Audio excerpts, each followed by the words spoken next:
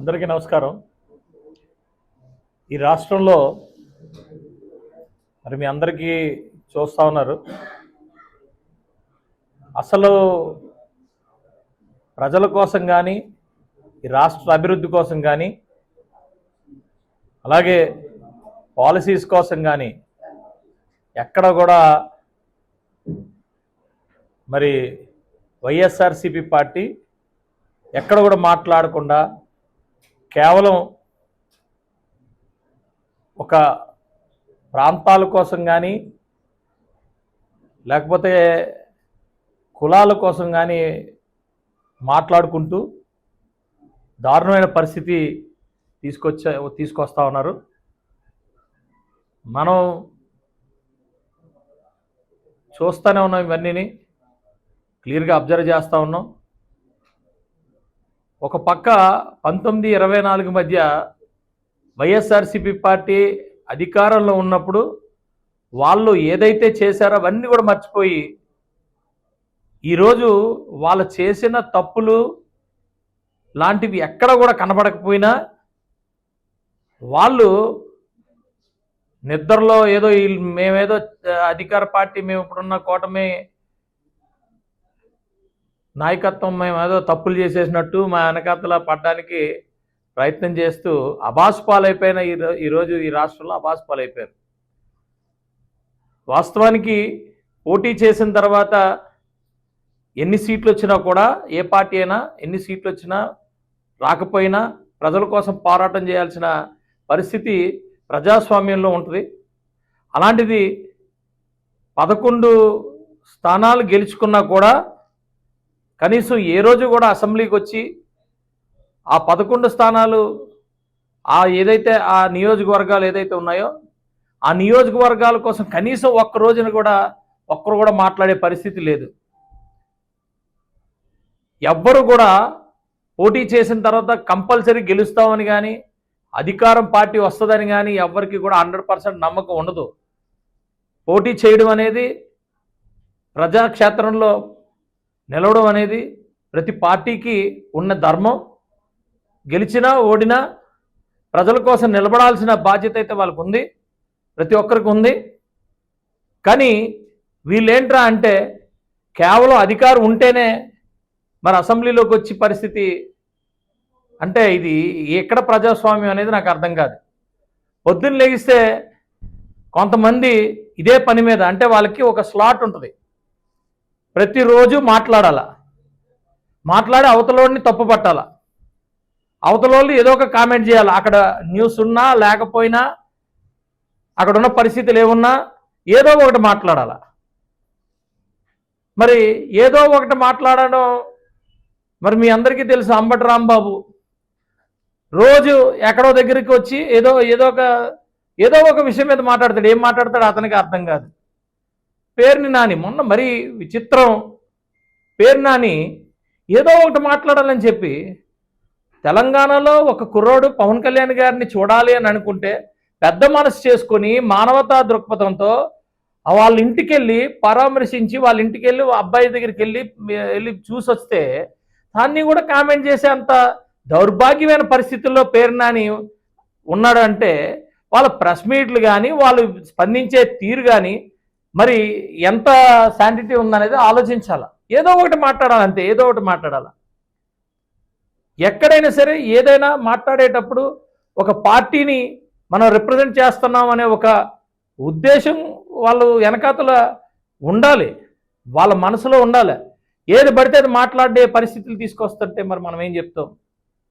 వాస్తవానికి వాళ్ళందరికీ మరి ఎప్పుడు రోజు వచ్చినా కూడా ఎక్కడ కనపడట్లేదనే ఉద్దేశం. అంటే వైఎస్ఆర్సీపీ పార్టీ జెండా కానీ, ఎజెండా కానీ, ఆ పేరు కానీ పట్టుకొని ప్రజల్లోకి వస్తే ఎవడు పట్టించుకోవట్లేదనే ఉద్దేశంతో, అలాగని పోనీ ఈ పేరు నానికో లేకపోతే అంబటి రాంబాబుకో లేకపోతే బొత్స సత్యనారాయణకో లేకపోతే ఇంకొకరికో వాళ్ళ పేర్లు పెట్టుకొని ప్రెస్ మీట్లు పెట్టినా ప్రజల్లోకి వెళ్ళట్లేదు. అది ఎన్ని సోషల్ మీడియాలో ఎన్ని పెట్టుకున్నా, ప్రెస్లోని ఎన్ని టీవీల్లో ఇచ్చుకున్నా ఎక్కడ కూడా, ఎందుకంటే వాళ్ళు మాట్లాడే విషయం కూడా లేదు, అందులో దానికి విలువ లేదు, వీళ్ళకి విలువ లేదు, వాళ్ళ పార్టీకి కూడా విలువ పరిస్థితి లేదు.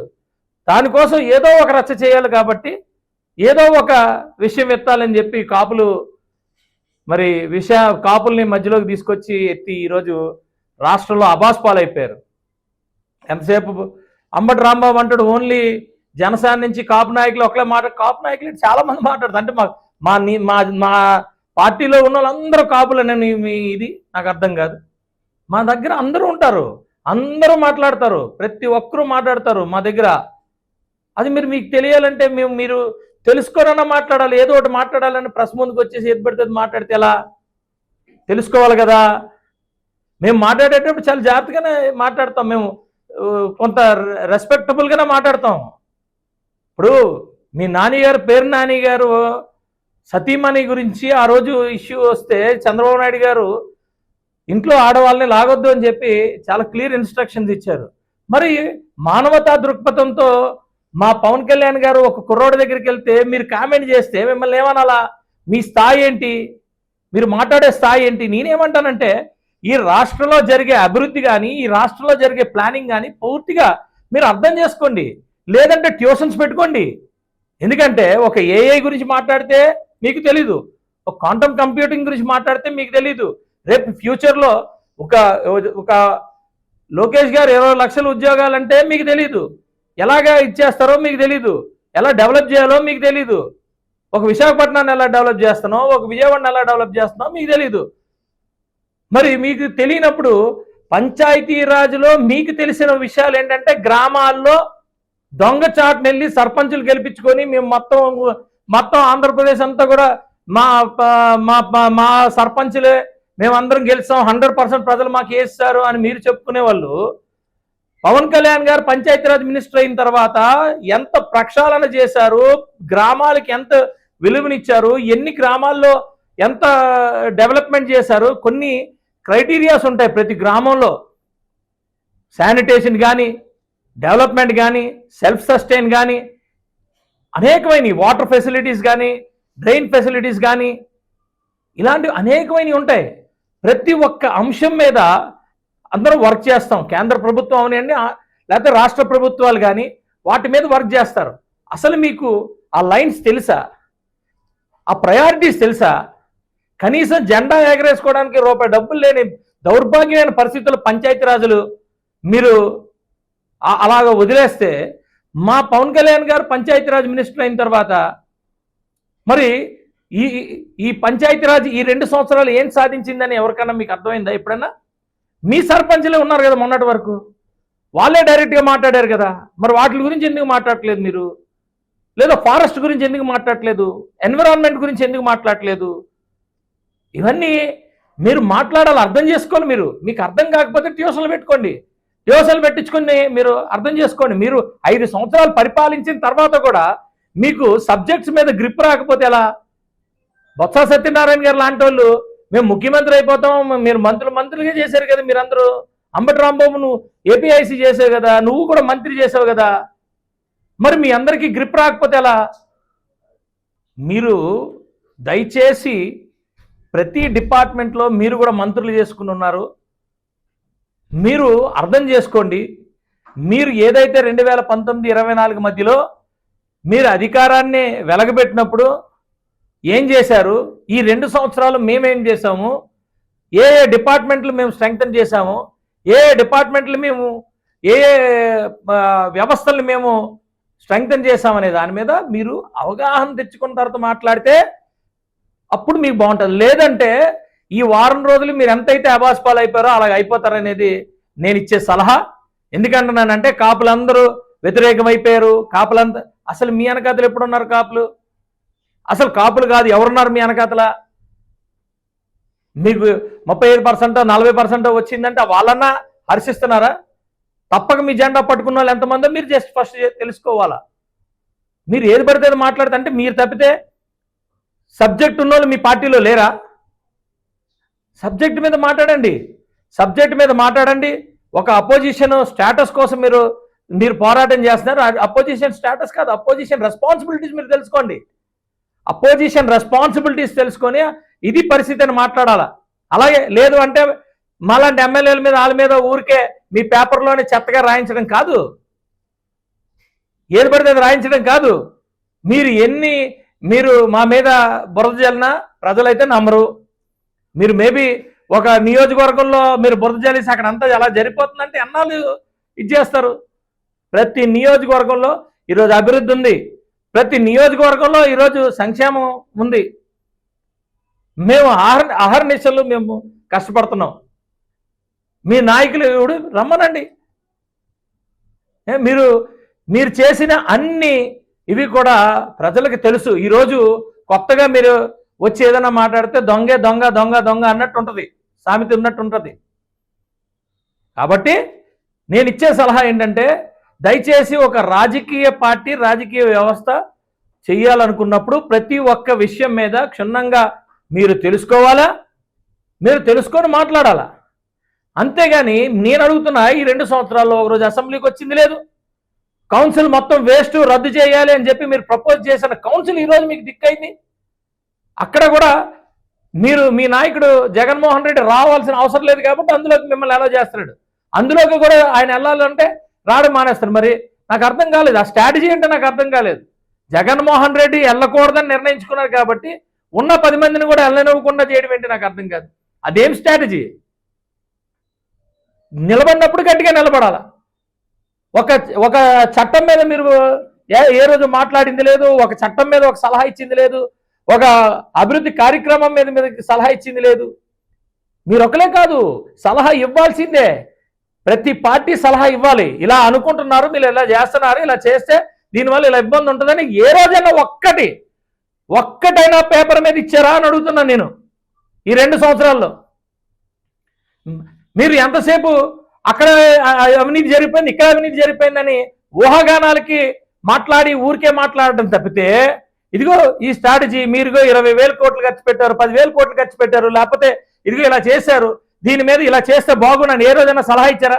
దీనివల్ల ఇలా వేస్ట్ అవుతుంది, ఇగో ఈ లెక్క, దీనికి 5,000 కోట్లు, దీనికి 2,000 కోట్లు, దీనికి 100 రూపాయలు, దీనికి 200 రూపాయలు, దీనివల్ల ఇలాగ అవుతుందని మీరు ఎప్పుడైనా మాట్లాడారా? ఈ రోడ్డు వేసారు, ఈ రోడ్డు కన్నా అలా రోడ్డు వేస్తే బాగున్ను, లేకపోతే ఆ రోడ్డుతో పాటు ఈ రోడ్డు వేస్తే బాగుందని మీరు ఎప్పుడైనా మాట్లాడారా?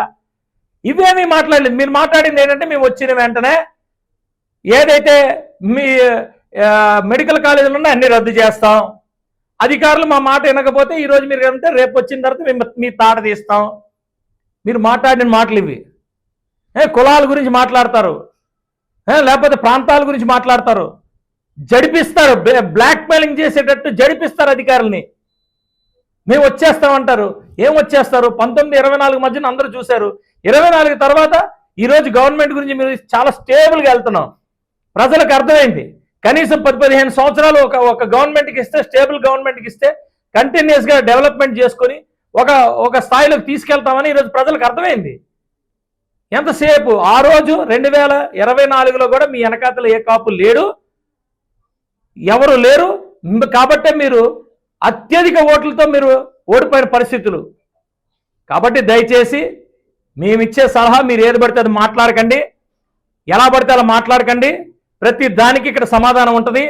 మీరు కావాలంటే పర్ఫెక్ట్గా ఏదన్నా ఉంటే సలహాలు సూచనలతో కలిసి మీరు రావాలి. అలా రావాలంటే మీకు సబ్జెక్టు తెలియాలి. ఆ సబ్జెక్టు కావాలంటే ట్యూషన్స్ పెట్టుకోండి. ఆ సబ్జెక్టులు తెలుసుకొని మీరు రండి. మీరు అలాంటి సబ్జెక్టులు మీద వస్తే మేము కూడా నేర్చుకుంటాం. కొత్తగా ఫస్ట్ టైం ఎమ్మెల్యే ఏం కంటే మేము కూడా నేర్చుకుంటాం. మేము కూడా నేర్చుకుని మీకు సమాధానాలు చెప్పడం కోసం మేము నేర్చుకుంటాం. నేర్చుకున్నప్పుడు మేము నేర్చుకుంటాం, మీరు నేర్చుకుంటారు. దానివల్ల ప్రజలకి, రాష్ట్రానికి, దేశానికి ఉపయోగం ఉంటుంది. అంతేగాని మానవత్వం కూడా లేకుండా మీరు ఎలా పడితే అలా మాట్లాడి ఎలా పడితే అలా చేస్తే మేము సమాధానం చెప్పగలం. మీకన్నా వరస్ట్గా ఎవడైతే మాట్లాడలేడు, కానీ మేమైతే మాత్రం సమాధానం చెప్పగలం. ప్రతి విషయానికి సమాధానం చెప్పగలమని మీ అందరికీ తెలియజేసుకుంటున్నాం. ఏదమ్మా?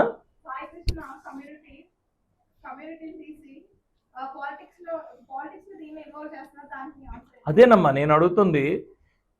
క్రిమినల్స్ ఉంటారు, కానీ కమ్యూనిటీ క్రిమినల్స్ ఉంటారు. వీళ్ళు మనస్తత్వం వల్ల ఈరోజు కమ్యూనిటీ పేరు పెట్టి ఇది బట్టి మాట్లాడుతున్నారు. అవునమ్మా,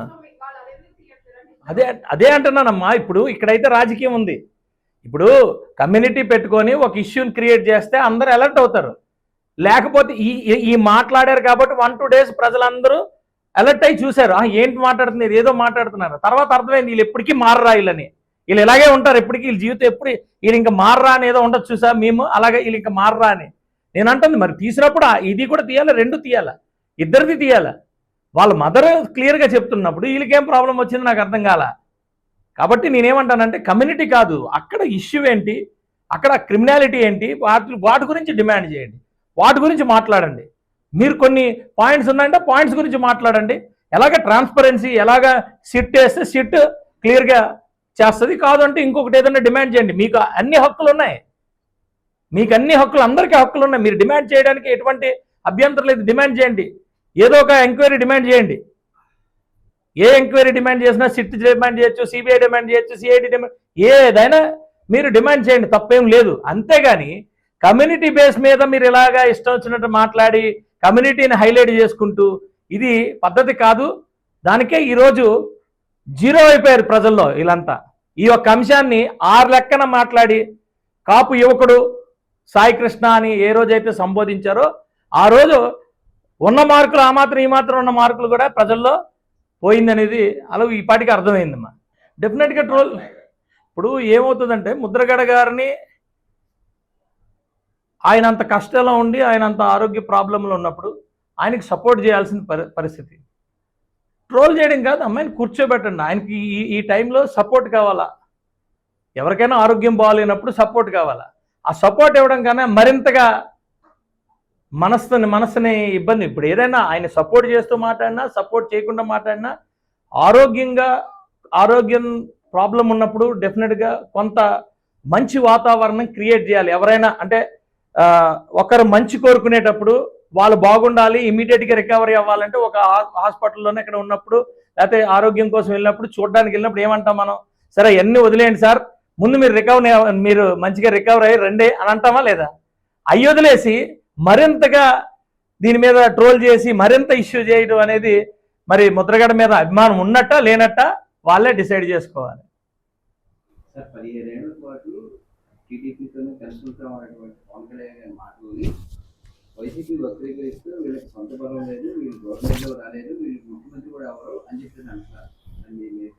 నేను అదే అంటున్నానండి, అవగాహన లేని మాటలు మాట్లాడుతూ ఉంటే ఇవన్నీ ప్రజలు ఎప్పుడు కూడా ఏదో ఒక పార్టీ కొత్త పార్టీకి ఇవ్వడమో పాత పార్టీకి ఇవ్వడం ఏమి ఉండదండి. ప్రజలు ఎవరిని నమ్మితే వాళ్ళకి ఇస్తారండి. కానీ ఇక్కడ పార్టీల కన్నా అధికారం చేపట్టడం కన్నా ఒక రాష్ట్రం కోసం నిలబడడం అనేది చాలా ఇంపార్టెంట్ అని పవన్ కళ్యాణ్ గారు ఇక్కడ నిర్ణయించుకున్నారు. కాబట్టి ఒక అడుగు తగ్గారు. నేను అడుగుతున్నా, మీ నాయకుడు ఎవరు జగన్మోహన్ రెడ్డి ఎప్పుడైనా ఎక్కడైనా పరిస్థితులు సందర్భాలు ఉన్నాయో లేదో చెప్పండి. పోనీ మీ జగన్మోహన్ రెడ్డి గారు నాగి మీరు ఈరోజు అంబటి రాంబాబు గొప్ప అంటున్నారు, లేకపోతే పేరు నాని గొప్ప అంటున్నారు కదా, మిమ్మల్ని ఎవరినో పెట్టి చేయమనండి, ఒకసారి చెప్పండి, చేయమనండి. ఇప్పుడు మేమేం మాట్లాడుతున్నాం, చంద్రబాబు నాయుడు గారు ఆ party, Telugu Desam party, BJP party ఈరోజే కాదు ఎప్పటంలో మేము మాట్లాడింది, అందరూ కలిసికట్టుగా ముందుకెళ్లాల్సిన పరిస్థితి ఉంది, ఈ రాష్ట్రం కోసం వెళ్లాల్సిన పరిస్థితి ఉందని ఆ రోజు మాట్లాడాం. అన్ని పార్టీలు కలిసి వెళ్లాల్సిన పరిస్థితి ఉందనే కదా మాట్లాడాం. పర్టికులర్గా టీడీపీ బీజేపీ అనేం కాదు కదా. ఆ రోజు టీడీపీ బీజేపీ పరిస్థితి మీకు తెలుసు. కేవలం రాష్ట్రం కోసం వెళ్తున్నాం. ఈరోజు కూడా అంటున్నాం స్టేబుల్ గవర్నమెంట్. ఇప్పుడు నేనున్నానండి, 2 సంవత్సరాలు అయింది, చూస్తూ 2 సంవత్సరాలు అయిపోయింది. పనులు ఎంతవరకు వచ్చినాయో అర్థం కాలే. ఇంకా 3 సంవత్సరాల్లో టార్గెట్ పెట్టుకున్నాం, పనులు అవ్వాలి, దాని కంటిన్యూటీ అవ్వాలి. ఇప్పుడు కంటిన్యూటీ అవ్వాలంటే ప్రజాస్వామ్యబద్ధంగా, రాజ్యాంగబద్ధంగా ఏ పార్టీ వచ్చినా, ఏ పార్టీ అధికారంలోకి వచ్చినా ఆ కంటిన్యూటీ ఆఫ్ గవర్నెన్స్ ఉంటుంది. మనం 1924 మధ్యన చూసాం కదా, అది కంటిన్యూటెడ్. సింపుల్గా ఏదైతే ప్రజావేదిక ఉందో, ప్రజావేదిక ఏం చేసింది చెప్పండి ఎవరినన్నా? మీకు నచ్చలేదు వదిలేయండి, దాన్ని ఎందుకు కోల్చాలంటాను నేను. అలాగా కంటిన్యూటీ ఆఫ్ గవర్నెన్స్ లేకపోయినప్పుడు డెఫినెట్గా రాష్ట్రానికి ఇబ్బంది పడుతుంది. అది ప్రజలు గమనించారు.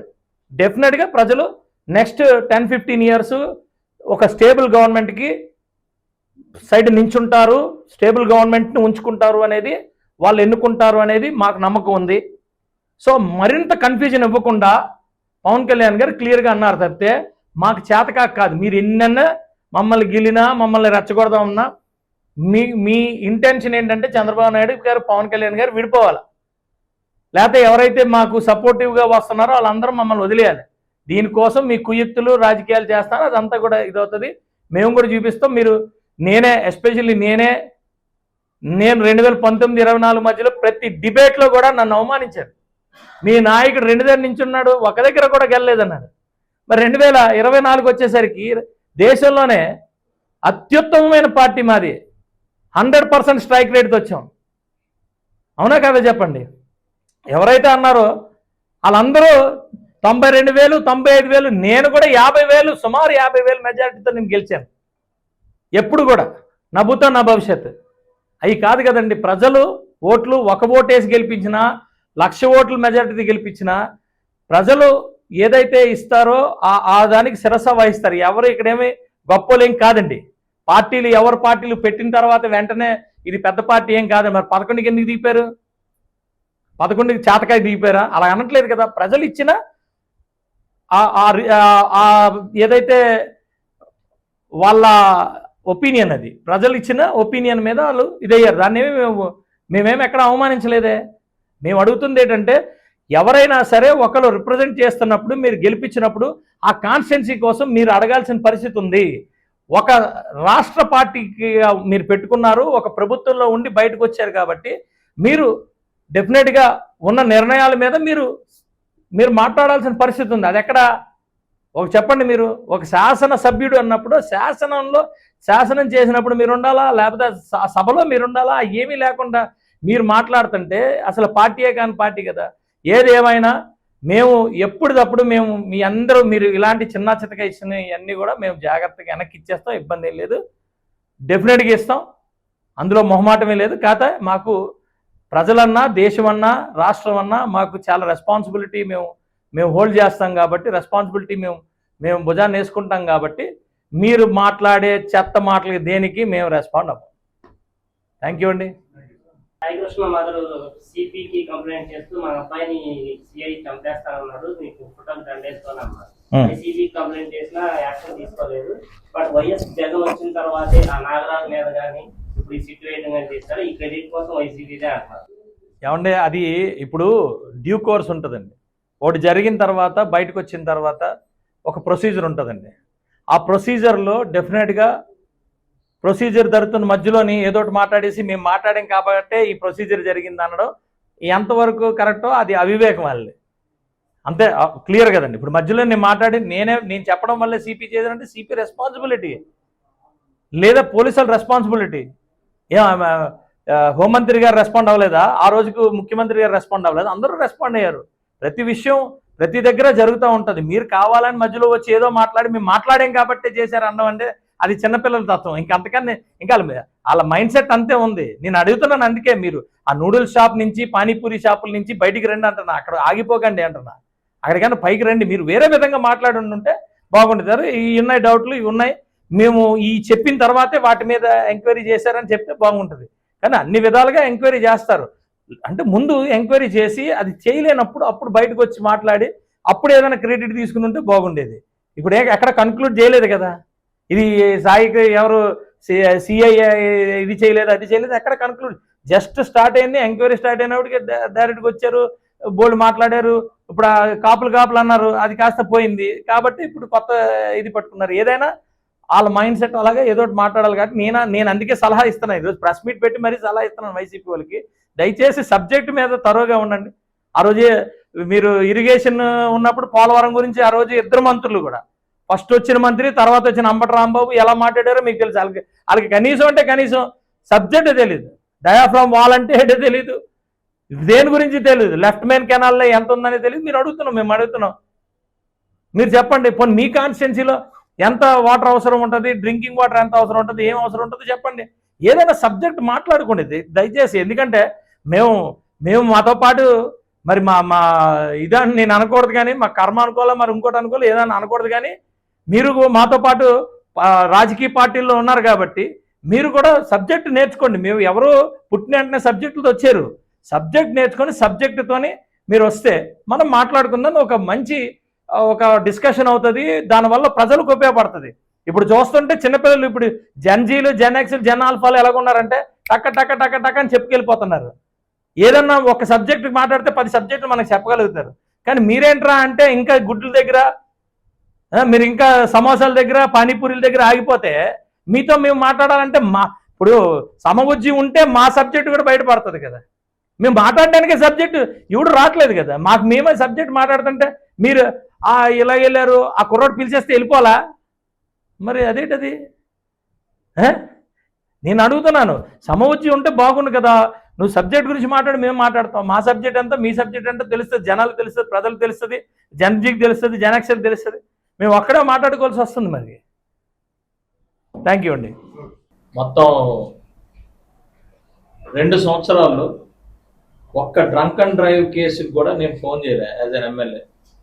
ఒక్క డ్రంక్ అండ్ డ్రైవ్, ఇది హిస్టరీ, ఇది రికార్డు, మీరు కావాలంటే ఎంక్వైరీ చేసుకోండి.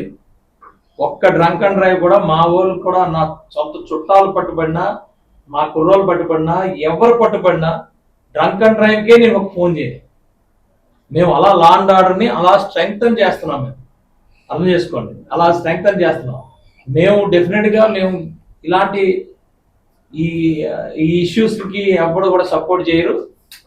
మామూలు చిన్న విషయాల్లోనే వాటికే మేము చాలా స్ట్రిక్ట్ గా ఉంటాం. నేను చెప్తున్నా, ప్రౌడ్ గా చెప్తాను, మీరు అన్నారు కాబట్టి చెప్తున్నా. మేము ఏదో ఇది కాదు, మీరు కావాలంటే యలమంచిలి నియోజకవర్గంలో మీరు ఎంక్వైరీ చేసుకోండి. ఒక్క ఫోన్ కూడా నా దగ్గర నుంచి నా పోలీసులకి ఇక పలానా కుర్రో డ్రంక్ అండ్ డ్రైవ్ దొరికితే ఆయన వదలండి అని ఒక్క ఫోన్ కూడా చేయలే. ఇది రికార్డ్ స్టేట్ మొత్తంలో. రైట్ అండి, థ్యాంక్ యూ అండి.